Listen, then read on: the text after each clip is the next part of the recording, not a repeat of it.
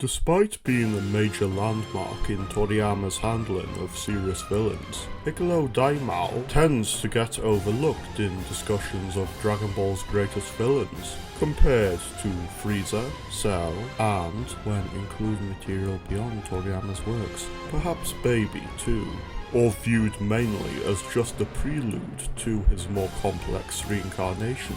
This is surprising, as I would view him as a solid contender for best villain in the manga, and, if including spin-offs, probably best in the franchise, with how Super continues to ruin Frieza. The one thing that stands out most about Piccolo Daimao is his motivation compared to others. Unlike the Red Ribbon Army or Frieza, he isn't purely after world domination or business expansion, nor is he purely wishing to destroy as with Cell or Majin Buu. When the Daimao conquers the capital of Earth's government, his decree is for a lawless society, with personal destruction being annual, separating him solidly from both the conquerors and destroyers of the Dragon World, with Piccolo Daimao being more interested in humanity turning on its own, and revealing what he'd consider their true nature, for reasons I'll elaborate on. It's at the end of the Saiyan arc that Kaio makes it apparent how the child of Katatsu was corrupted by what impurities he saw in humanity, which birthed the speck of evil that became Piccolo. As such, Piccolo approves of an anarchist state to help prove humanity to be as naturally evil as he believes them to be. It stands out how well later information retroactively improves this Dragon Ball villain, when new material tends to do the opposite for many of them. Again, looking at you, Dragon Ball Super Frieza. This motivation makes him most comparable to someone such as the Joker's portrayal in The Dark Knight, or sticking on such a topic, maybe even Bane from The Dark Knight Rises. The former wanting to prove human nature to be an inherently dark force, and the latter letting humanity live lawlessly.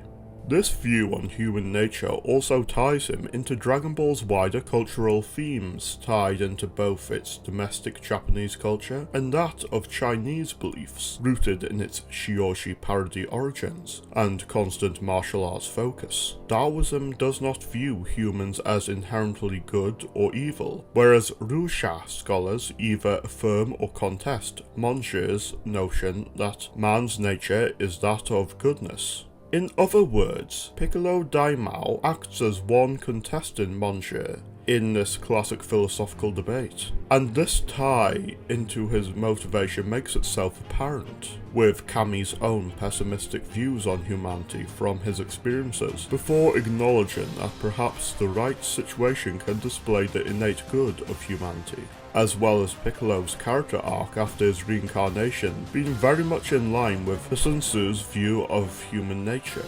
On the subject of his view on humanity, a trait Piccolo Daimao shares with most of Toriyama's other major villains is a feeling of natural superiority. What separates this case though is that it is also superiority in a moral sense, with him believing himself to be the pinnacle of evil due to the nature of his creation, as well as in mockery of Kami.